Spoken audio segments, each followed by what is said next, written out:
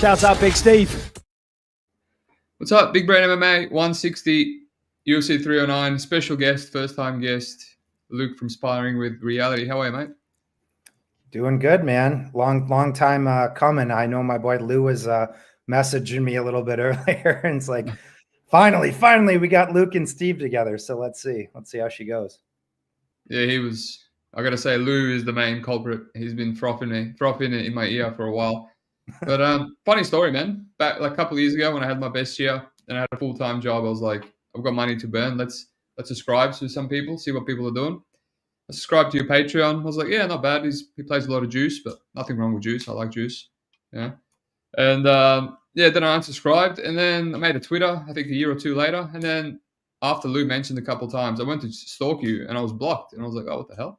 I wonder why Luke blocked me. Like, I know it's normal to block Big Steve on Twitter, but I was like, I don't think we've interacted once. And then after I checked again, I was unblocked. And I was like, I wonder if that was a mistake or something. And then, yeah, here we are. We started chatting, and let's give it a go. See how we go, right? Yeah, dude. Still to this day, I don't know about the whole blocking thing, because to your point, I didn't know that we even ever had any interaction. So, and I'm not even someone that honestly blocks people. I think I've blocked like maybe 5 people. So I don't know. I don't know what to tell you. Yeah, it was just weird. I'm like, I don't think I've ever trolled this guy in my entire life. So strange. Plus, I think back then. I'm not someone that's easily offended either. So like, all right, we'll see. We'll see by the end of this episode. We've got plenty of time. Yeah. All right, let's get into it, man. We've got Hunter. What's up, sir? We've got Big Bird. Apparently, we look related. Sucks to be you, mate, but it is what it is. You look like Big Steve now officially. So let's start with these first few mind traps. Veronica, Hardy, Eduarda, Moura. Yeah, I'm not interested in this fight from a betting perspective. I thought the Hardy line was going to keep moving. I felt like a contrarian, but it appears, money's come back on Moura. I think people are seeing the same thing. I always had questions about Moura. She's hasn't fought anyone good. She's never had any adversity. We've seen it against Gomez, and she's obviously had a bad weight cut. I feel like she gassed herself by putting herself in a deep guillotine for a long time in that round 1. I think I'm doing front headlock series at my gym now for like 2 weeks straight, and man, putting your like neck in chokes for like 30 seconds just gasses you out so bad. It's wild. Yeah, I don't know. I don't want to. That's the first time we've seen her go long, and I don't want to say that's how she's always going to look. Plus, she's moving up, so the reason I can't play Hardy, even though she tends to have good takedown defense, I think she's fought 3 girls that are perfect for her style. Unathletic girls, I forgot that first chick's name, but she's a bum. Horth, I think Horth is very overrated. We just seen her against Petrovic. And JJ, the most unathletic girl in the world. And she's still winning 29-28, other than the first chick. Yeah, I think Eduarda Moura has a good round 1 too. So what happens here if Moura gets her down in the first round? And I haven't really seen amazing get-ups from Hardy. They used to be her issue in the past. Obviously, she's taken a long layoff. She's come back. She's improved in all other aspects. But yeah, too many questions. I'm not interested. Slight favorite money on Hardy.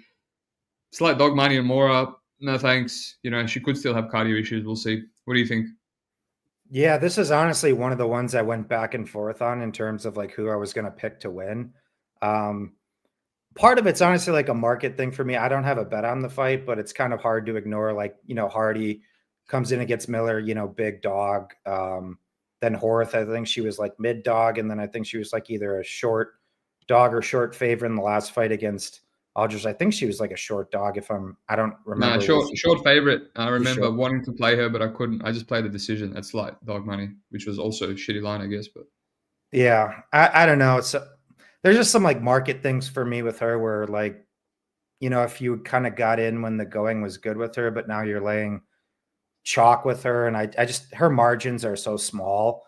And she's, to your point, she's fighting a girl that, just shot like 26 takedowns in the last fight. You have like all the historic concerns with Hardy getting stuck on bottom, but even recently, like she didn't get up at the end of the second round against Horth, and then JJ was on top of her in the third. So I still kind of question what her get up game is like. So in this type of matchup, letting juice I know there's some people that are like really confident with Hardy, but I don't really get it. I kind of think it's probably dog or pass here, but a lot of unknowns to your point. how's Moura going to look up at the weight class? I think it's probably going to be better for her just because she was a pretty big 115, not having to kill herself. So I don't know. We'll see. I mean, Hardy's the better striker, at least more proven, but yeah, the style dynamic of the fight's too weird. So I'm fine to kind of just leave it alone, look to live bet maybe. Yeah, no need to force it, man. I mean, the way this 2024 is going, these are like not the bets that you need to bet to make profit, unless you're confident, unless you have a really good read. But I think Moura at 5'6" and a huge frame. I think it's a good move up, to be honest. I think she's made weight once. So. All right, another one. Oban, Elliott, Bassil, Hafez. I actually wrote this down. This is basically a weasel with decent enough IQ versus an ape with, hardware and no IQ whatsoever. So I don't get this line. This line is crazy. I get why Bassil Hafez is the underdog. I don't even want to say that he should be the underdog. Like, I guess Oban should be the favorite based on, I don't know, 2 UFC wins. But yeah, I will say he should be the favorite based on the fact that Bassil makes a lot of mistakes on the ground. Like he doesn't think about anything. He dropped, I think it was Anthony Ivy, and then he just goes for a triangle. Like goes for a triangle, loses it. I don't think he's going to submit Oban Elliott with something like that. And he's fighting grapplers. I think Evan Cutts is a decent enough fighter. I just watched him beat Brahimaj on regionals as well, and he received his black belt. That was like 4 years ago. He's like 17-2 now. Or 17-4, beat another 2 guys after Hafez. So he's a good grappler. Anthony Ivy, a little bit chinny, good grappler. But I just don't get it. I don't get it. Oban Elliott, extremely negative. He will circle, he will run away, and then he'll hit takedowns. And he's finishing upside his minimum. His control is minimum. Yeah, I mean, I get it. He'll probably make the smarter decisions. But again, he's not in London like he was against Preston Parsons. I thought he just didn't make any mistakes in that fight. Honestly, he just didn't make any mistakes. Preston made all the mistakes, and he won a 29-28. He lost the round somehow to Preston Parsons, who looked really flat. So, yeah, I don't get it. And the line just keeps on going. Is this like a massive recency thing? I don't know. You tape Hafez, and just the fact that he hits hard and he keeps on coming should make this competitive, even though he will give up takedowns, right? So it's a dog or pass for me. I don't know what I'm going to do with it. I guess I'll just wait. It doesn't appear like this line will stop anytime soon. I know a few sharps that want to hit the other side that haven't yet. So I don't know. I'm just not rushing it. We'll see where this crazy line goes. See if some intel pops up. But yeah, what do you think? Yeah, you kind of hit it on all my main stuff too. I haven't got involved yet either, but I will be betting Hafez, and I'll probably have a couple units on him, to be honest. I think the line's ridiculous. I think capping Elliott the favorite makes sense, but honestly, I put him like minus 150 in this fight. I can't really get beyond that. I do know some sharp people that did take the earlier like Elliott positions, and I get that, but like people now steaming him, like honestly betting him anywhere over -2. Well, based on my cap, I think anything over minus 150 is ridiculous, but especially at over -200 just doesn't make sense. To your point, like I think Elliott's the deserved favorite because obviously cardio, better technical striking, probably a bit smarter. But to your point as well, like Hafez is a fucking tank, dude. Like the dude hits pretty hard, very physically strong, black belt in jiu-jitsu. And it's an interesting fight from a market perspective too, because everybody and their mom bet Preston Parsons against Elliott. Now, all I was hearing all week is Elliott's a bum. He's overrated. And now, like the entire market steaming him. And then you obviously had Hafez, who was like, what, 4-1 against Gall and did not cover that line. So it's just kind of like typical escalator type of matchup, recency bias. While I don't like fully trust a guy like Hafez, he's like not my favorite type of fighter to bet on, especially like at juice or something. I wouldn't really look to bet a guy like Hafez at juice. But when you're giving me like, he's what, plus 240 at Pinnacle and Bet Online right now, like, these are the type of odds ranges where I'm fine to bet a guy like Hafez. I think he's got pretty much all of the, not all, but the large majority of finishing upside in the matchup. Even if he doesn't finish Elliott, I think he's got a majority of like the big moment upside of like let's like Elliott's doing well for 3 minutes or so, but then Hafez clocks him. Like, who does that round now go to? Like, do you want to be on the 280 in that type of scenario? Probably not. I think Hafez is also a pretty good wrestler, and I think he probably has better jiu-jitsu, to your point.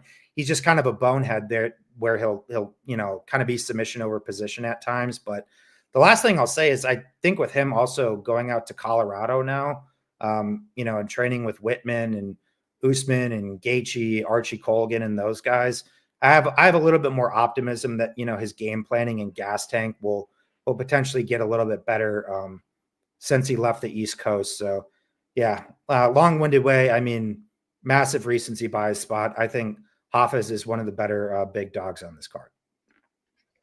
Yeah, honestly, it just makes too much sense to me. I don't know what we're missing here, or maybe we're just fools. And whoever's destroying this line, they have some inside knowledge and we don't. But that's always the case. And then you end up playing it, and it's like, oh, you were right. But I think it would hurt more if I passed and Hafez ended up winning, rather than if I was terribly wrong. So, and it's a pay-per-view card with juice has just been rolling. So I think the market's playing into that. The books are over adjusting, and I think that's interesting. Just from a side point, though, that with how much the favorites have been winning, like when that tide really changes, like the guys that like us that are going to be sitting there and betting dogs we're gonna get our cake. That's for sure. Yeah, but this is like such a untrustworthy favorite. Like even Val Woodburn hurt him, and he was hurt in Contender Series. This guy's just giving up moments in every fight. So back to Cage Wars, he got finished twice in Cage Warriors, and the guys that he was out grappling in his like recent Cage Warriors runs can't grapple. Like so. Yeah. It's all right. We'll see where this line goes. Subhuman, nem. Alrighty. I lost my tab. So speaking of these minefields, which we've had a couple times in a row, I have a hot take here, but I'll let you take it away because I've started 2 fights in a row, and then I'll go based on how much you've been waffling on. Yeah, I mean, I guess I'll keep it abbreviated, but I think I heard no pressure. No pressure. I'll let you go longer for this one, but I actually heard Dogfather the other day, and he mentioned a play that I really liked that I got on yesterday as well. But the over 2.5 here, I played that at like -150. I think it's moved a little bit since then. Obviously, like both guys are front-loaded finisher types that don't have good cardio, so like betting an over seems like antithetical of what you would do with both. But I think like putting both of them together just like leads to this fight like GTDing actually at a decent clip, just because I think Brahimaj pretty tough. Gall's shown degrees of toughness. He's obviously flaked a handful of times in the past, but Ramiz hasn't won a fight past 7.5 minutes. I think both guys are good enough defensive grapplers to probably not get subbed.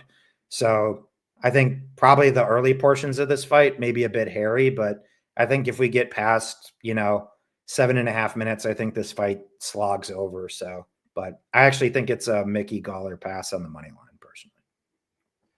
Yeah, I just looked at that. It's quite shit, the over now. It's quite close to -200. Obviously. Oh, did it move even more? Yeah, it's on Bet365. Maybe it's a lot more volatile on BetOnline, which I can't go on now. I'm sure it keeps bouncing up and down. Bet365 just like stays there for days and takes a lot of money to move it. Yeah, I was believing that too. It just seems like obviously the line has moved a bit from Gall being plus money to slight favorite, and I get it. Ramiz can't really string 15 minutes together, but neither can Mickey Gall, man. Neither can Mickey Gall. The guy just has no takedown defense. I went through his whole career. He loved that guillotine. He hasn't hit it on anyone, but he would just keep going for it. The best thing he did with it was sweep Jordan Williams into mount. And again, he had to let go because the guillotine wasn't in. He must hit that in the gym or something, but it's not the best. He's a lot of similarities. Both have a good rear naked choke. I think as a martial artist and like from a upwards trending or talented perspective, I think Brahimaj is way better. I know he's probably not even a black belt, but I think his jiu-jitsu is better. I think his wrestling is way better. Gall doesn't have good wrestling at all, never has. A lot of people making excuses for his Diego Sanchez loss. Cash that bet. I love it. That was when I bet Sanchez and twice against the Hellcat. Not the Hellcat, what is his name? Craig White. And Mickey Gall back-to-back. And I was like, let's just see how long we can get away with this. Just betting a wash, Diego Sanchez. And yeah, that was Sanchez was like big plus money too, wasn't he? Huge. Against Craig White and against Marcin Held as well. It was good times. Simpler times when you could bet Sanchez as an underdog and just win. These days, he would lose a split decision in all 3 fights. But yeah, it's just he was fresh and he got taken down like 5 times in round 1. So using excuses about his weight cut and all that rubbish, he's never had good wrestling. But yeah, it's just I don't want to go too much on about this fight. It feels like Brahimaj will do a lot early, and then it feels like maybe he'll slow down. And I just don't know what this fight looks like. It's going to be a mess. It's going to be a mess. I think it's a step down from Grimbo. He even took Grimbo's back in round 2. He took Court McGhee's back in round 2. Obviously, I don't think he will submit Mickey Gall. I just think these guys will reverse each other and they'll both get gassed, and it's going to be a shit fight. And That's why I like the over. I think it's just going to turn into a slog shit show, to be honest. I agree with the over. It's just unfortunately the price that it's at now. It's making me feel sick looking at it. But yeah, over probably goes long. If there is a finish, I think Brahimaj will get like a surprising rear naked choke or a guillotine. He submitted a few black belts, but I'm not interested. I'm not interested at all. I've gone my whole life without betting Mickey Gall once in the UFC, and I'm really happy about that. No, I'm not going to do it today. I really don't. I can't say I have either, and I think that's one of the main reasons. do I really want to bet Mickey Gall at juice, and then if it loses, I'm going to want to hang myself? I'm like, I'd just rather not do that. So. I'm going through his career right now, and I'll tell you right now, honestly, I have zero regrets not betting him once in the UFC. No regrets missing out on the Salim Touari or the George Sylvan. It was minus 315. Yeah, no regrets. This guy's unbettable for me. All right, speaking of unbettable, a lot of fights that are binary, man. It just we keep on going. Let me have a look when we're going to get to a fight that's not ridiculous. Might be the whole card, actually. Might be the whole card. But anyway, Marcin Tybura, Jonathan Diniz. I thought his name was Jonathan this whole time. Guess not. Yeah, I mean, this is a typical Tybura fight versus a striker. The striker can knock him out. Tybura can finish him on the ground. I mean, we've seen this with Walt Harris, with Tom Maspinall, with Tai Tuivasa. I mean, if you've been watching UFC for years and years, this is the name of the game for Tybura, right? If you have no jiu-jitsu and have power, you'll either knock him out or he will finish you. He has good ground and pound. He has good submissions. Essentially, I quickly taped it for the show. I don't like to go live without not doing any tape and going off memory, unless it's the early teas. And yeah, just left with no strong opinions, even with tape. Other than maybe I like the under 2.5. I donated against Carl Williams, and ultimately, I think that was like a last-minute force. The line improved quite a bit, and I regretted it straight away. But that situation, Carl Williams has no finishing upside, and he's like 3 or 4 times more durable than Marcin Tybura. And Diniz almost still knocked him out in round 3. So I think, he can knock out Tybura much earlier, and Tabura's got more finishing upside over someone like Carl Williams, who just lays on people and just keeps Matt returning him. So it's minus 200. That's what I would be playing and kind of sweat it. The old gloves are back. Let's go. Anything's possible. The totals are back on the menus, boys. But that's where I'm at. I mean, from a money line perspective, no thanks. This is just typical. Maybe Diniz KO. I'll have a look at that price while you break it down. Yeah, or just kind of on my general process, I tend to lean to the grapplers in these type of matchups just because their potential ability to dictate where the fight takes place. And, I was looking at Tybura at some of the earlier lines, and it's kind of to what you said. It's just one of those fights. I'm like, I mean, both guys have like clear big favorite upside. You're not getting, a big price either way. And the problem, I guess, and ultimately why I stayed off of Tybura is because he's just not a very good wrestler, to be honest. Like, he's only landing his takedowns at 33%. He's not very physical. He's kind of got to push you to the fence and kind of muscle you down from there.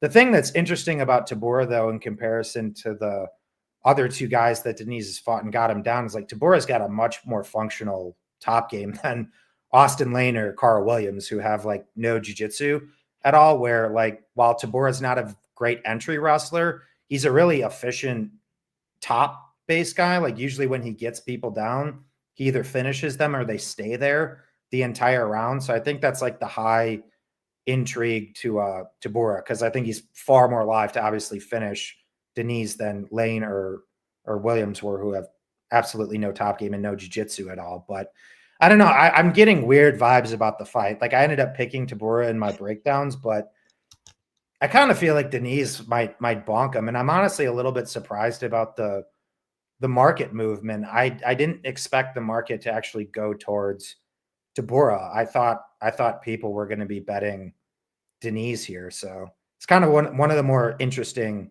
line moves, just based on how people tend to think about things and do things. But yeah, so I don't really have interest in a side, just too volatile of a fight. But I did take that under 2.5 in a parlay, because I think whoever gets their game going, I think someone's getting served. So. Oh, you did very nice. Yeah, I agree, man. I agree about the wrestling too. I will say Tybura does have a good double leg when he locks his hands around their hips near the cage. But man, sometimes it takes him like 2.5 rounds to get in on the hips. Like his entries are awful entries. And I will say Diniz, upon rewatching that Carl Williams fight for the fifth time since it's happened, seems to have good takedown defense. People saying he never shot until round 3. He shot a couple of takedowns, but Diniz was actually really quick with digging underhooks. So if Tybura doesn't enter with his best takedown, low around the hips against the cage, I think he's probably going to get stuffed with double underhooks, and then probably a couple of leg kicks. The lead check, left check hook is really good too. So if Tybura just comes in like an idiot as well, might eat that. And yeah, that was a big one against Carl. I think Carl has a good chin. So yeah, he hurt him bad like twice in that fight. I think it's the first round and the third round. He hurt him bad. Yeah, very bad. Times. Round 3 was very bad. That was it was on stanky leg, and I think Tybura might be dead at that point.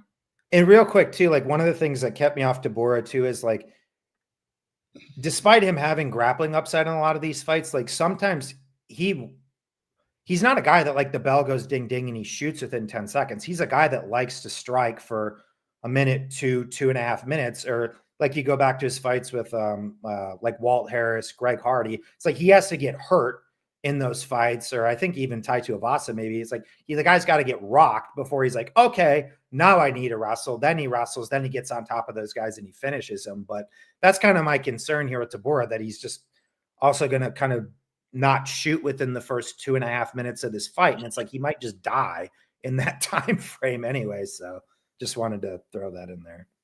Yeah, thanks for letting us know. No, he's a slow starter, definitely a slow starter. I remember we're getting plus 150 on the tie under on Bet Online, and I was like, nah. Tybura likes to work slow, and then I played the minus 200, 2.5, small. I was just freaked out, but yeah, he didn't work slow in that fight, that's for sure. Alrighty, Robert L. Charo Negro, banned, cancelled from YouTube. Romero versus David Silent Assassin Onama. Good fight. I feel like they mixed up their nicknames for this one, but yeah, they're just bringing this guy in. I mean, whatever. This feels like another dude that was just the fought Zaleski last week, but he might be a bit better. He's a punching bag. He at least seems to have some heart. The other guy wasn't even punched once. I remember taping his whole shitty ass career to see if Zaleski could knock him out, and then in the end, I just decided he could, even though there was no tape of him getting hit once. But this Romero guy's been dropped a lot. He's been dropped a lot. The under was like barely plus money last night. I haven't looked into it since on Bet Online. But yeah, it's kind of tough. It's tough because Romero himself is tough. So it could be one of those ones where he gets dropped and it goes over, and I'm still scarred from my unders. Hopefully if they cash this week, then Big Steve will be back. This is my return arc. But it's a squash match. The money line's unplayable. This guy is like also a punching bag that comes on late. See some people comparing him to Nate the Train. I think there's a few levels between him and Nate the Train, in my honest opinion. But yeah, no strong leans on this one. Do you have anything that's worthy of this fight? No, honestly, I've watched a couple fights for the guy. I still need to do some more. But yeah, it's really just more of like a total fight for what you said. The problem is, like you said, I think the guy's like kind of tough though, that he just like Mexicans his way, potentially over. But I could also see Onama blasting him early too. And it's like that 1.5 is like hovering right around evens. I think the under is like plus 105. I don't know. I have to still do some more, but that to me just seems like volatile total. I don't know if I'm in love with any pricing there. Yeah, what I will do is I'll look into Onama variations, Onana, because I don't think this guy has any finishing upside, man. Like all his wins are decisions, minus like a couple, and they're all bums, like the worst of the worst. So I'll see what round one pays and stuff, but I think with Zaleski last week, the totals, the under 1.5 was better than any of Zaleski's finishing inside the distance. So might just have to stick with the total, but it's a lot worse. It's a lot worse than last week against a much tougher opponent. So I mean, the 2.5 in that Zaleski fight was only like minus 160. I thought that was yeah. Don't remind me, man. I hated how I bet it last week. I don't know why I just didn't hammer that, but we talked about it. Yeah. It is what But it I is. also donated on the sub prop. So did I, but I did like $40. The bigger bet was the under. It's hard to play the KO. It's like plus 110. Yeah, but made sense. Alrighty, this fight, Jim Miller versus Damon Jackson. I'm kind of not interested in this fight at all. I thought I'd be interested in Jim because he's gone to massive underdog line now, and I think this is a clear dogger pass. I get why he's the underdog because apparently he's been taken down a bunch and he can't really get up. We've seen that with Selecki, and I forgot the other guy's name. What's the other guy that he fought before Selecki? The old man. Pichel. Correct, from hell, Pichel. But he almost won that fight. He almost won that fight. Round 3, which is meant to be Jim Miller's worst fight and Pichel's best fight. I remember I live bet. I was sweating bullets because Jim Miller took his back in round 3. So I don't think it's so black and white. I thought the way Chepe Mariscal was tossing around Jackson like he was a child. Sure, he missed weight by like 3 pounds, 4 pounds, but yeah, tossed him around. I don't know. Jackson is just a very flimsy, very fragile kind of guy. I bet him a bunch of times in the UFC. Like he's a good underdog to bet because he's relentless. But when you go over his record, it's just quite underwhelming. He's getting his shit pushed in by Bektic, which I bet him by sub there. That was the one card that I hit every single bet back in the day. Tybura just rinsed him. Charles Rosa, a perfect style matchup against a guy that has no takedown defense. Kirk, Dan Argueta, short notice. Pat Sabatini, the only good win, and then the rest is just getting shut down by Ige, Billy Q, barely winning a split against Hernandez, and Chepe Mariscal, man, that was like a beating of a lifetime. Yeah, I think this is it's Jim Miller or pass, but it's one of those. It's an old man fight. What's Jim Miller KO? What's his round 1 KO actually? If I could rely on Jim Miller to actually get up a few times, but no one's even bothered taking him down in a long time. What do we got? Jim Miller, round 1, $7 plus 600. Yeah. Round 1 KO plus 900. Not bad. All the unders are decent enough price. Do you think Damon could finish old mate Jim on the ground?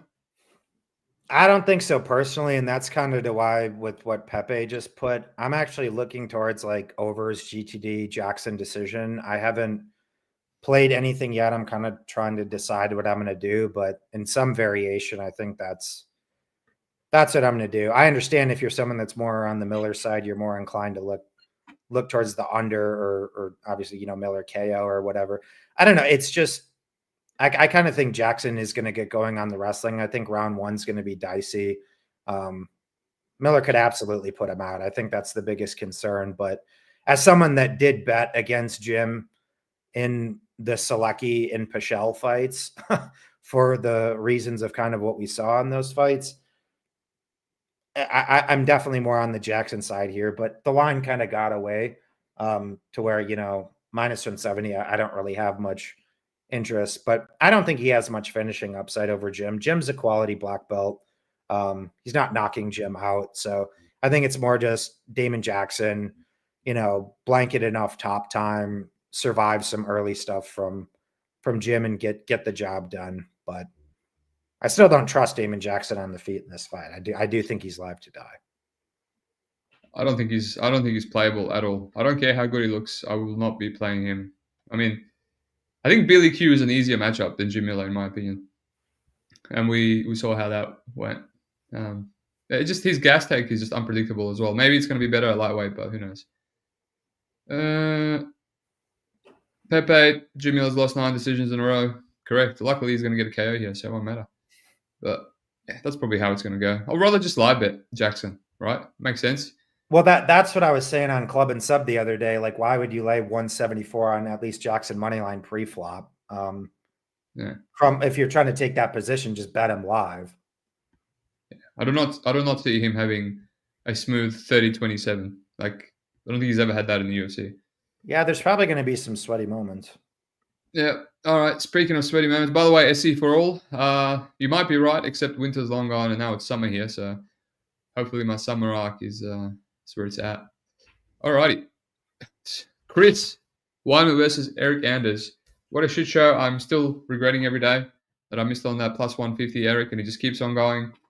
But after tape, I actually don't regret it as much. I'm not interested in this fight at all. I get it. If I had plus 150, I would let it ride because when Chris is in New York, the powers to be just do everything they can for him to win. Allow eye pokes, call them KOs. Don't care about instant replay. Just whatever it is, they will allow Chris to win, and the crowd will be going crazy too. But Eric Anders, he's just like the biggest bum, man. The biggest bum in the whole wide world. I've hated this guy since day one. I bet Machida over him years ago when I just didn't know what the hell I was doing. I was just like, yeah, this guy's a bum. Let's bet Machida, and it just worked out. I reckon Eric he can actually knock out Chris if he's stuck to striking, but he never sticks to striking, even when he should. He grapples everyone. He grapples people that he can knock out. He did well against Carl Dawkins. That's like the one time he fought a good game plan, and against Stewart the first time, but then he messed it up by illegally kneeing him. But yeah, this is like a grapple fest. You would think Chris should be the favorite in a grapple fest, but I don't think he's the same guy. You watch his fight against Omari Akhmedov, man. In round two, he got taken down like 6 times in round two easily, and you would think as an All-American he would have elite takedown defense, but no, he's not the same guy. I think Eric, if he pushes the pace, can take him down. I think Chris could take Eric down. I've seen them both taken down. Then it just becomes like a back and forth. Who can get more moments? Who can get more top time? Fields pick him, so I get why the line is settled where it's settled. I think Eric has a lot more finishing upside. But then again, Eric's out there getting dropped by freaking MAB and Jamie Pickett. So, yeah, just such a shit show of a fight. And yeah, hopefully Chris gets knocked out. I don't regret missing out on that 150. And yeah, that's my read. What about you? Yeah, kind of right there with you. If people took the 150, 140 on Weidman, I think that was probably the, I guess, quote unquote value play. But I'm with you as well, too, that, I'm kind of fine that I missed it as well. This fight is just between two guys at horrible points in their career where I don't really want any monetary involvement, especially at like a pick'em type of price. Like I said, I get it if people took early Weidman, but it's just a fight I could see going a lot of different ways. Like, I think depending on how Anders approaches the striking, like if he's just going to sit in the mid range and, not do a whole lot like he's done for like probably 65, 70% of his UFC career. I mean, Weidman could just sit and poke at him from the outside. I still think though, if Anders gets after him, I do think his hardware is better despite getting dropped in the last two. I would still favor his hardware. I think he's got more knockout power, but it's also hard to see like the Muniz fight for Anders, the best grappler he's fought kind of just takes him down, runs him. Weidman, wrestling entries not as good as they used to be, of course, but Weidman still has a pretty solid top game. Black belt. I think he could have some success there, but fight could turn cage pushy. So, I mean, I'm kind of all over the board with it. I don't really know. I don't really care. It sounds like this might be Weidman's retirement fight. Anders said that he's got 2 more fights left on his contract after this, and then he's retiring. So you got 2 guys, potentially 1 foot out the door. Just kind of let the 2 old boys duke it out for me. I'm fine to stay far away from this.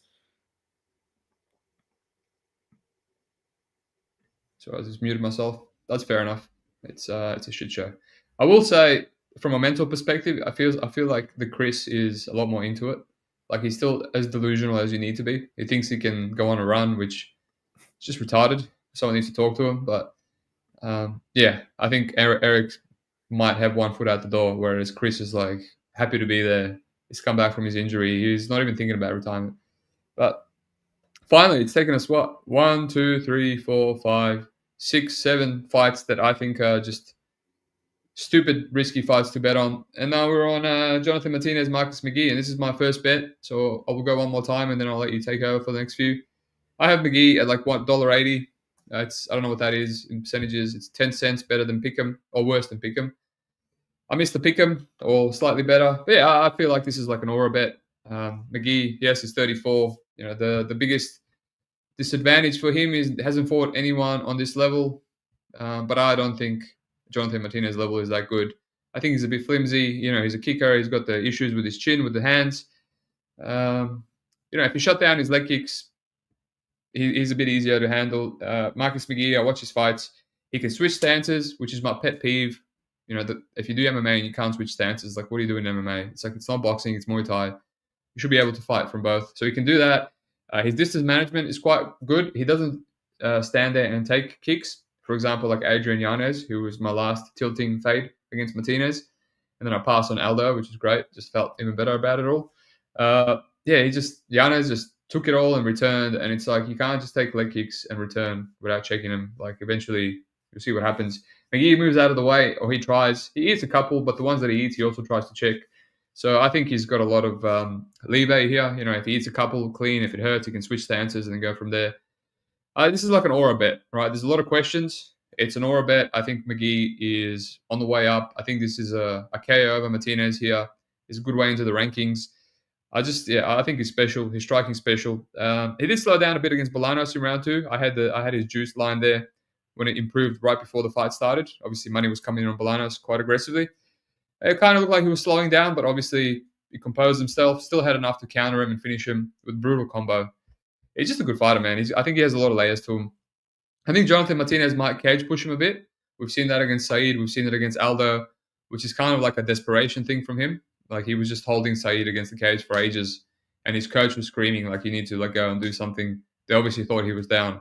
And, like, cage pushing Aldo, it's like, good luck. Like, he was trying to take him down, but I'm like, yeah, nah. You're not winning the round back with cage push after just getting rocked. So, yeah, I think McGhee has the physical, the speed, the power, the boxing.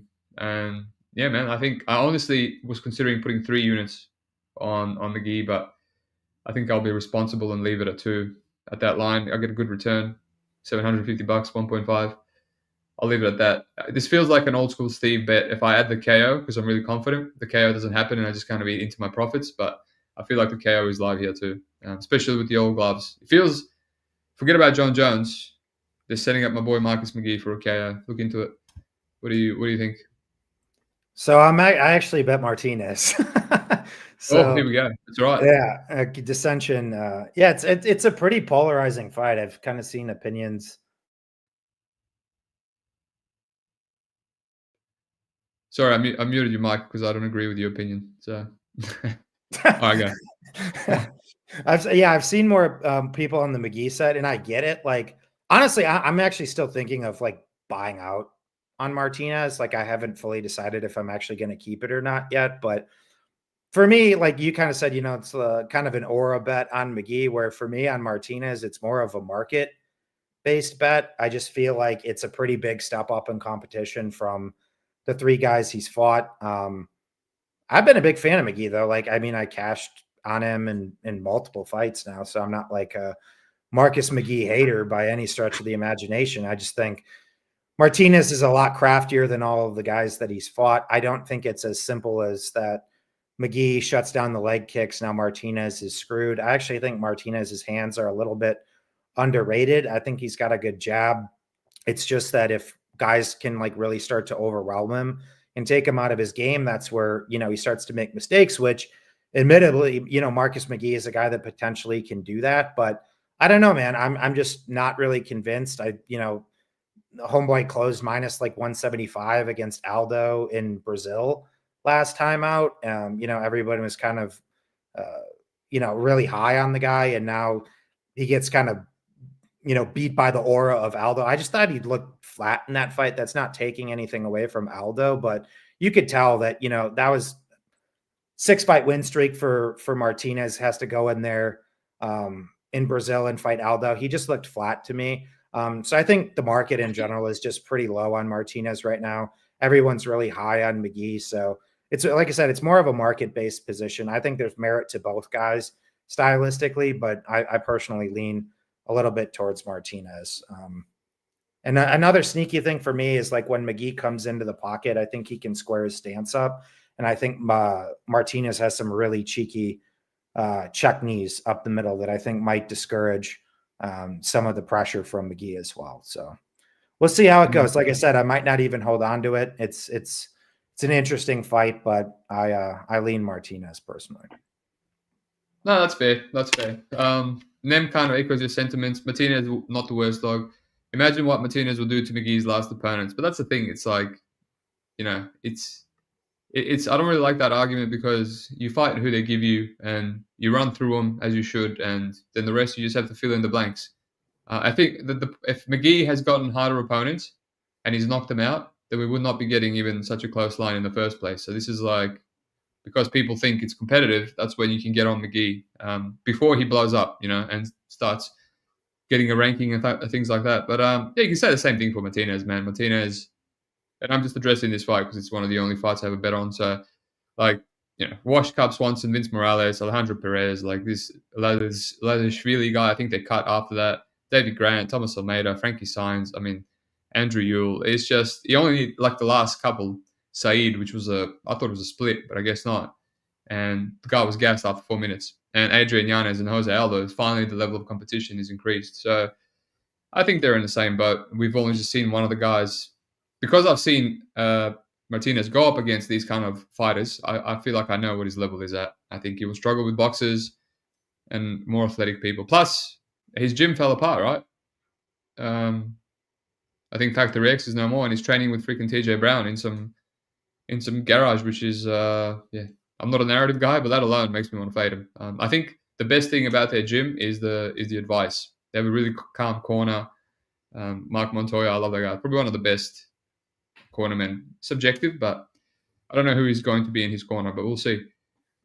Wouldn't want to be McGhee 1-1 into the third. I mean, based on what, he gets a lot of round 2 and round 3 KOs, but all X-Factory X-fighters are 2-0.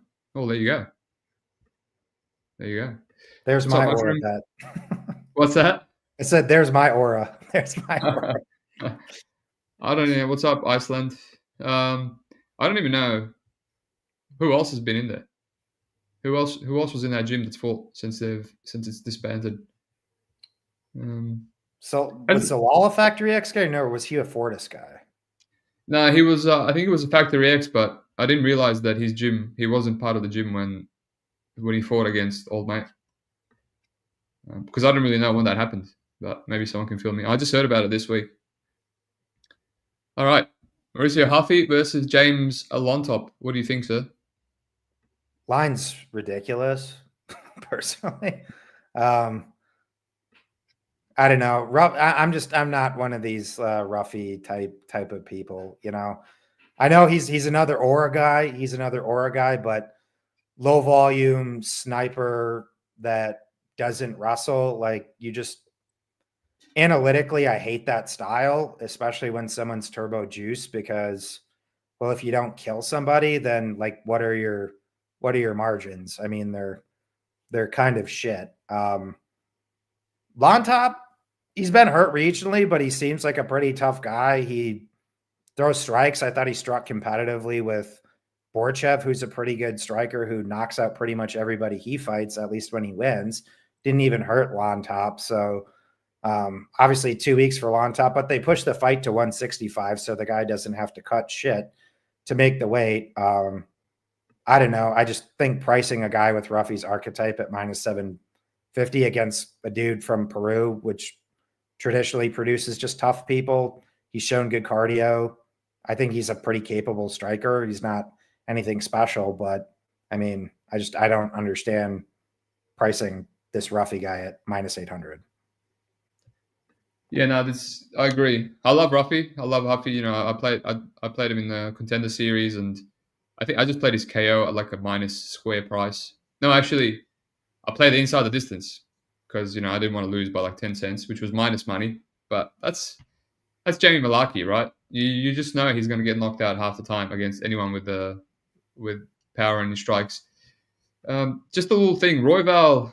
I swear I thought I saw Mike Montoya in Royval's and Zalal's corner. Maybe am I imagining things?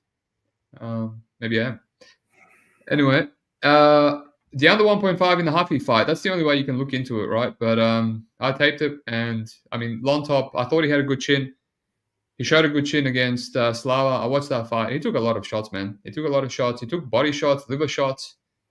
and never dropped. Never even looked like he kind of wobbled or stumbled. He lost that fight clear. Split decision, was retarded, but it was a big speed advantage. And Huffy is more like he doesn't throw anywhere near as much as Slava, but he might hit harder. I'll give him that. He might hit harder, and 20 seconds left before he knocked out Jamie Mullarkey. I don't know if I can play the under here on a guy that's going to, doing the Mortal Kombat sweep in there instead of actually just, pushing the finish for me. It's just like, no, done. It reminds me of that Rabona, the Rabona kick that freaking Ricardo Ramos does. And me and my friends, we have a joke that if our fighter ever does that kick in the octagon, just you can never bet him. He's unbettable. Hasn't Manel Kopp thrown that?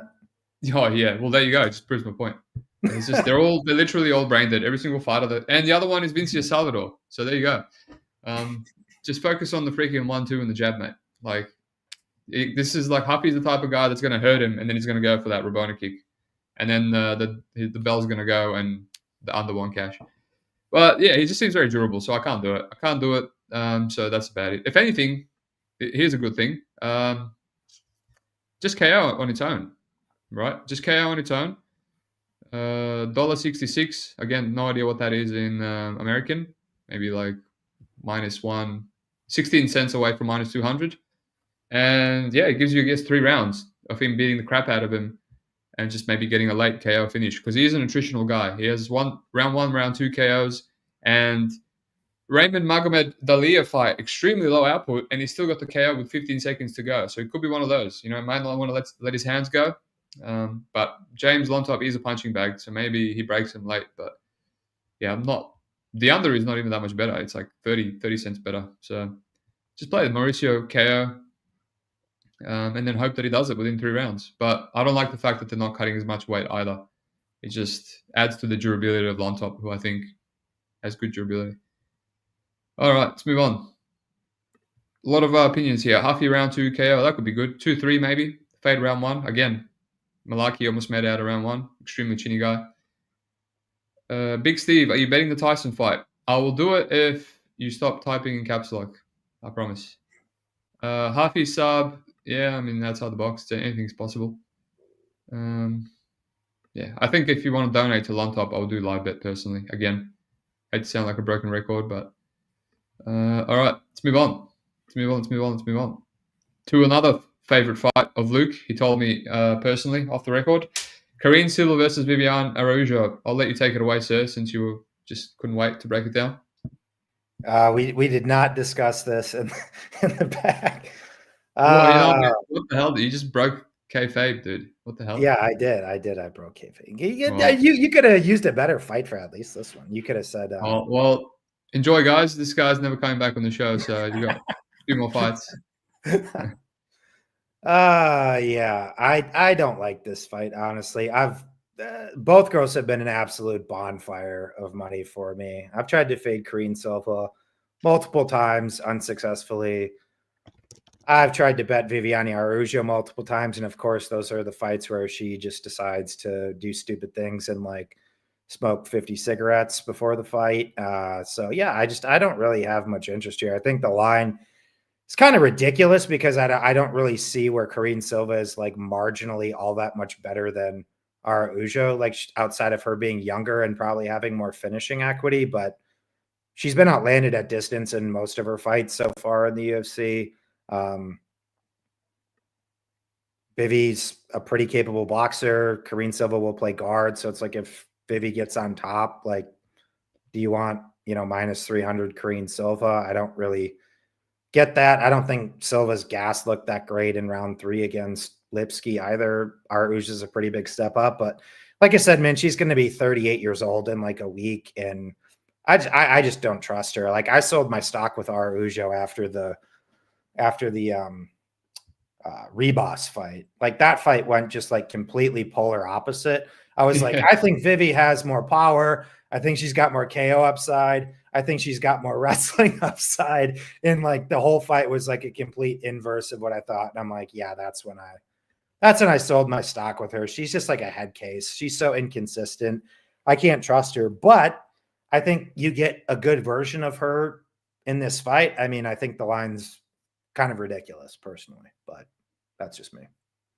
What happened to you in the Ribas versus Viviana Araujo fight? That's when you realize that you're actually a square when that plays out. The opposite. That's Yep. when the sad realization hits you, and you're like, oh, okay, maybe I am a bum. It's just played out complete opposite. Yep. I was in the same boat, but you're actually right. And taping it was going the right way because in round one it looked like Viviani was going to knock her out. Every single jab and straight punches, Ribas hated it, absolutely hated it. But yeah, then just that random knockdown in round two happened, which was like a jab as well. And before then, I Well, was quite she pulled confident. a guillotine in that fight too. I was like, what the fuck are you doing? Which she does. Which she does. I went over some of the other fights. She almost hit a guillotine on Caitlin Chukagian. I'm not calling her by a new name. I'm a feminist, and there was just a bunch of ones like that. And I'm like, holy shit, she does this all the time. It's not just the Ribas fight, but I didn't see it because you see things differently on different matchups. So Kareem's gonna go for a takedown, and it's like I've seen enough to feel like Araujo will still go for a submission attempt, even though she should not go for it here. So, yeah, that plus, even though she might be the better boxer, she's extremely slim margins on the feet, plus the age. This is like a typical trap dog of 2024 that we've seen for like 3-4 months in a row now. Trust me, I've been on the other side of a couple. I think I'm not as bad as some of the others in the space that just bite on these traps week after week after week. But, Jack Shaw was one of them. But I didn't bite on Jack Shaw, but it made me reduce my 1,500 on Zalal from all the noise. And I was like, man, he had no chance in hell. But I fell for it. These dogs are just like, they might have a slim chance, but I think that's the decision that she had against Lipsky. They'll take her a long way. Like, she actually showed that she could wrestle for 3 rounds, and she's got those weasel takedowns, the jiu-jitsu takedowns. She can't get a takedown, but she'll get to your back, and then she'll drag you down, and it's like, yeah, no thanks. I'll just pull my hair out if she hits one of those with like 30 seconds to go. But I mean, it's a dog or pass, right? I would not advocate parlaying Kareem Silva. Like, forget it. Right Let me there. address. Yep, we agree. At least you disagree with me on my one bet, so we can say that we weren't agreeing on the most important thing. We disagreed on, which is good when money is involved. So hopefully you look like an idiot and I look right. Just for the sake of my bank account, nothing personal. Where's this freaking comment? All right. Am I betting Tyson Fury fight? Tyson, yes, I am. I already have 1.5 units on Paul.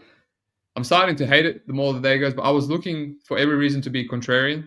And, now I'm seeing like lucrative MMA as like 6 figures on Jake Paul. And I'm like, I do not want to be on the side of every single person in the world.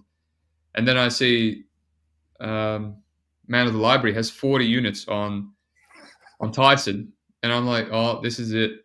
I've lost the bet. The script is in, and I'm not part of it. And everyone on Twitter is going to lose, including myself. But I had to do it. I have to fade a 58-year-old man. That's simple as that. Simple as that. I don't think anyone's getting KO'd, which makes me scared. It could go to a decision, and then as soon as it's a decision in boxing, it can be a robbery. But yeah, he's got to beat a 58-year-old man. I don't care how bad you think Jake Paul is at boxing. What do you think? Do you have anything on that fight before we move on? Yeah, I played Paul as well yesterday. Mhm. I played minus 200, but similar to you, like I didn't unload the wagon on it just because potential fuckery or whatever. But I was like, yeah, I have to have something on this, fighting a 58-year-old man. So I'm right there with you, bro. Add it to the list of people that have played him, and somehow money keeps on coming on Tyson. I wonder who's doing that. Alrighty. Oops. Skipped a bit ahead. But that's pretty much the same fight. This is like the prelim version of John Jones versus Stipe. Bo Nickal versus Paul Craig. Yeah, I mean, they're setting up Bo Nickal. I think a world-class athlete like this, he probably should ragdoll Paul Craig if he wants to. I don't think he should. But if he wants to, I think he can knock him out on the feet. The speed advantage is massive. I think he has more speed in his hands than someone like Kaya Boayo. Even Brandon Allen, who kept hurting him, he's been getting hurt from day one. This is nothing new.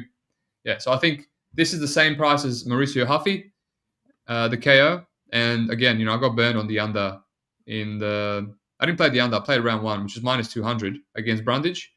Forced at last minute, right before the fight. Hated myself for it. Obviously, if it hit, I wouldn't have hated myself, but hindsight. But yeah, he kind of got tossed around by Brundage, who's quite a big explosive boy. That's his best thing. I don't, man. If he locks horns with Craig is going to fall to the ground so easily. The guy's like weak as piss. But yeah, if he wants to wrestle, he can throw him around. $1.66 for the KO. You don't have to worry about round 1, round 2. I think later on in the fight, he can take Craig down and sit on top of him and avoid all the grappling exchanges. But I think you can knock him out on the feet, man. I think you can ground and pound him on the ground. But that's about it. That's round 1 is Pick'em now, which is interesting, right? -200 against Brundage, and we have a bit of recency bias. Now you get Pick'em for Bo Nickal round 1. Much better, much more tempting. Old gloves are back. I was donating on these round 1s when the new gloves were around. Round 1 KO, Bo Nickal, $2.75. Round 2, $3.40. But good luck. It would just be a tree standing there for the taking with that chin up in the air, Paul Craig. I think he could go like the Val Woodburn fight. I know no two fights are the same, but he did that in his debut as well, Bo Nickal. He's got hands on him. So it just depends. My initial thought is he's not going to grapple. He's going to strike. He should knock out Paul Craig. What do you think? That's the last thing I was going to ask you, if you thought that he was going to grapple, but you think he's just going to strike? I mean, he seems like a smart fighter, right? The only reason he grappled Brundage is because Brundage cracked him on the feet. So, yeah, he seems like a smart fighter. He's not an idiot. Like, his coaches is what, at AKO or something? I can't remember. His coaches are probably going to say, look, don't grapple this guy in the first round and you can probably knock him out. I mean, it's one of those really obvious game plans. You don't have to be a genius. So that's my assumption anyway. Yeah, I mean, overall, I hate these type of fights, like these freak show type of gimmick fights. Not really my forte of trying to bet on. I guess I'm a little bit the other way. Like, I think the fight starts round 2 at like Pick'em is kind of interesting to me. Just a big cage, Craig's just honey dicking around on the outside. I mean, maybe Bo Nickal just sits there and flies across the cage and kills him, like you said in the Val Woodburn fight. But I actually wouldn't be shocked if this is like a little slow early, to be honest with you, or Nichols takes him down, just chills in half guard for a little bit. But I mean, overall, I don't really have any interest in betting this fight. I'm good. Yeah, it makes sense. I agree with a lot. I would say Paul Craig, despite being submitted by Allen and someone else, I can't remember who else submitted him, I do think he has quite good submission defense. He put himself into triangle against fresh Muniz, and he got out of there, which is very impressive. And he was in a couple of deep guillotines, got out of there. So I think Allen has one of the best rear naked chokes. I'll go out on a limb and say he has a better rear naked choke than Bo Nickal, right? It took forever to freaking rear naked choke Brundage. So, yeah, it could be one of those tilting ones, he's just on the ground mauling Craig, and Craig is just surviving, and, and then in the end, he just gets a sub. Gets an arm triangle sub, and you lose your KO. So, it's a tough one to bet. So, this is a good point. Right as I was talking about Tyson versus Paul, and I was like, who is betting Tyson? It's probably Drake. Some people brought it up in the chat. It's probably Drake, which is a good sign. I hope it's Drake. I'd say that's a good sign. That's a great sign because he has a lot of money and, yeah, usually loses. One of their guys got killed. Fighting Nerds lost before. Who got killed? Who was from Fighting Nerds on the week? Oh, is that Flavio guy that I bet? Probably. Where's Bold Father? I don't know, man. I don't know. I'm not his dad. Could be, but I'm not. All right. Co-main event. Probably the best fight, hands down, on the entire card. The only redeeming quality of this pay-per-view, and unfortunately, it's a rematch. Like, it couldn't even get one original fight of a worthy of a pay-per-view. But I won't complain because this will probably be fireworks. Oliveira versus Chandler. I mean, this is volatile city. Like, I don't understand people parlaying Charles. Like, he's fighting one guy that can actually knock him out clean. Like, he has a better chance than anyone, better chance than Gaethje. He's like one punch power, KO power is insane. But here we are. We're living in a period where people will just parlay Charles. And Nick, I think Chandler can also replicate Armin Sarukian, right? I lay the juice there. I would. I think the over 1.5 was a lot better of a bet there, but I discovered it right before the fight started, and I'm like, I don't want to double dip because if Charles wins, it's under 1.5, and we saw that guillotine. I was already sweating my money line. If I had the over there, I would have been like, oh shit. About to lose my house on this guillotine result, which was from a slip as well, which you'll love to see. But yeah, I think Armin is like, a Russian dude that is never getting subbed. And Michael Chandler, I think, is the opposite. He's old, he's chinny, he's a bit of an idiot, he's gassy. But I think he can easily replicate that. He can sit on Charles' guard, he can avoid subs. He did it to Goichi Yamauchi back in the day in Bellator. He's just an explosive phenom. He powered out of Charles's rear naked choke the first time around. So yeah, I kind of like the unders. Just don't want to overthink it. But yeah, the over 1.5, it's a little bit sweaty. Yeah, Michael Chandler said he was going to be patient. So take of that what you will. And he said if he does hurt Charles, he's not going to rush in there. He will actually pick his shots and get him out. So it's a dog pass, man. Dog pass, but I would play Chandler by KO. I don't see him winning a 5-round decision. I think if it's going into rounds 3 or rounds 4, rounds 5, I think Charles will finish him eventually. It's just a no-brainer. What do you think? Yeah, so I took the under 2.5 to round out that parlay with Diniz and Tybura. I think it came out to like minus 105. So I'm pretty happy about. I don't know. With what you're saying that Chandler's going to sit here and pick his shots, and I mean, I've kind of tried to play this game with Chandler multiple times where I think he has like the skill set to like implement a more intelligent game plan, but I just think the guy's a bonehead, to be honest. Like ever since he came to the UFC, like he's shown spurts of good fight IQ, but I think by and large, like he's just one of these guys that came over here is like, I just want to fight to entertain. And it's like, it's kind of hard for me to like now be like, oh, now the guy's going to like fight or like fight intelligently. It just, I don't know. I think he's live to go out there and kill Charles. I know some people that took like early like KO1. It's like what, like 11-1 or something like that. I don't really hate it, but I don't know. I think favoring Charles makes sense. I think he's shown better recoverability, more ways to win the fight. And like I said, I don't really trust Michael Chandler to fight a process game plan ever. I've lost too many times already. So yeah, I'm fine to just stick with traditional chaos and fight violence. I think somebody's getting served here. So yeah, I like the under. I feel like the under is safe. I mean, how does this go over 2.5 rounds? If he goes over 2.5 rounds, then Charles is fighting in a way that he doesn't usually fight in. But yeah, let's move on. I'll let you take the main event. You're the special guest. Special guest. Whoops. I don't know what I did. Is that good? All right. Yeah, go on, my friend. Yeah, honestly, the last one was kind of my main event. Michael Chandler and Oliveira. I've just never been a Miocic guy. I mean, obviously Jones is like the GOAT or whatever, but I want to see Jones fight Aspinall. I think probably like most people do. Like this just isn't a fight I honestly really care that much about. I mean, you're going to kind of hear the same things from everybody. What's the form of Stipe off the whatever 4-year layoff. 42 years old, coming off the KO. Don't really know how the guy's going to look.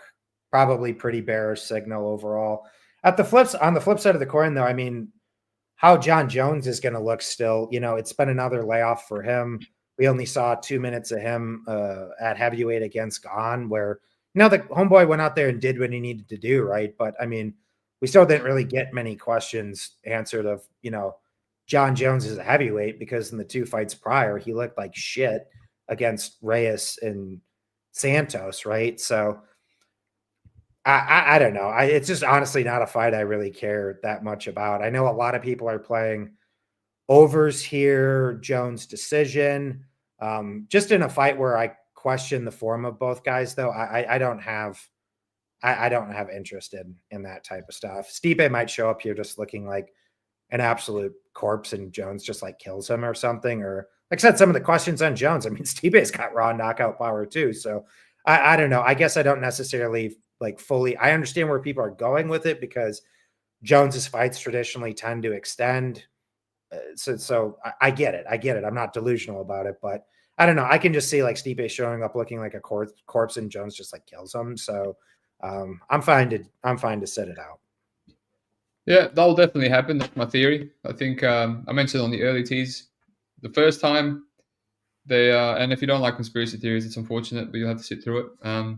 First time they told us that Gall is a horrible grappler. They put out all these articles. I'm like, why? Why would they put out an article on Fight Week that Gall sucks at grappling? And that was on Monday, and then we saw why, and everyone's like, "See, they said he sucks to grappling," and I was like, "Dude, this is a guy that's heel hooking heavyweights. Like he's literally heel hooking heavyweights in the division." And if you actually take these fights, you can see that he has good jiu-jitsu. Like that's why he went for a leg lock against Ngannou as well. Apparently he can't defend the guillotine against the cage that's like not even locked in. But anyway, yeah, you're like the big conspiracy theory, like tinfoil hat type of guy, aren't you? Well, according to that random guy from Pub Sports Radio that came into my chat once. But no, I'm not. It's just this one fight that I'm 100% sure that it's fake. And now they're bringing back the old gloves. And I actually like the over 1.5. But no, now it's going to be a, John Jones KO, and he's going to be the GOAT because, it's fine. It's the old gloves. The KO was always going to happen with the old gloves. This is not crazy for Jones to KO Stipe in 30 seconds. DC has done it. And then everyone will be like, makes sense, the GOAT. But anyway, yeah, this is a shit show fight. I would have played the over if it wasn't for everything you said. But Jones came in. Huh? I thought you said you played it. I'm not playing anything on this fight. Oh, all right. Maybe you said you were just considering it, but I was considering it. Yeah, it's just I can't do it. You never forget that Stefan Struve knocked out Stipe in under 2 rounds. So that happened. Yeah. He's got a legendary first name. But other than that, man, I mean, Daniel Cormier as well. Like, he's been rocked a bunch. Stipe never had any striking defense, but Jones also never had any hands. So, but he's like a guy with elbows, and I will say he doesn't look small for heavyweight. He actually looked bigger than Gall. When they were in the octagon, I'm like, man, this guy is a chunky boy, and he just looked like he was strong. I will see, man. This is a shit show fight. I can't wait for it to be over. Unfortunately, when Jones wins, it won't be over because he's gonna stick around for the Pereira fight, which is gonna make it even more retarded, and then I will have to stick around, listen to Jones for a bit more. So if there is a god out there, which in gambling I don't think there is, Stipe would knock him out because he's actually a tough matchup for Jones. Right? He's got great boxing, great wrestling, great cardio, great IQ. Changes on the move, like he makes adjustments, which would be perfect for Jones. But yeah, this is probably going to be some shit show. Yeah. What a crappy main event. Actually, I will enjoy it. I will enjoy it because it's a shit show. It's a freak show, and I'll enjoy the freak show. I'll sit back, and I'm already prepared for Jones round 1 KO. So I'll just chill and enjoy I want to feel like man of the library. I'll tell my friends, and I'm like, watch guys, this is what's going to happen now. And then if it doesn't happen, then whatever. I'll scrub this episode off the internet anyway. I was about to say but if you're gonna do that, you have to put the 50 unit, max whale post out first, though. Yeah, well, my units are like a little bit more than $10, so it's kind of I don't want to go broke if it doesn't hit. Can't afford it. Can't afford it. All right, I usually do best bets, so I think I picked up on pretty much all your bets. That I don't know if you do that. You're behind the paywall, right? Yeah, if I go on the show, I'll give stuff out there. There's still a bunch of stuff I'm going to play that I haven't played yet. So yeah, you can give stuff that you haven't played. That's what I usually do. I mean, I have one bet, McGhee. That's going to have to be my best bet, and the fact that I'm considering 3 units, I don't bet that many units, especially on the line that's that close.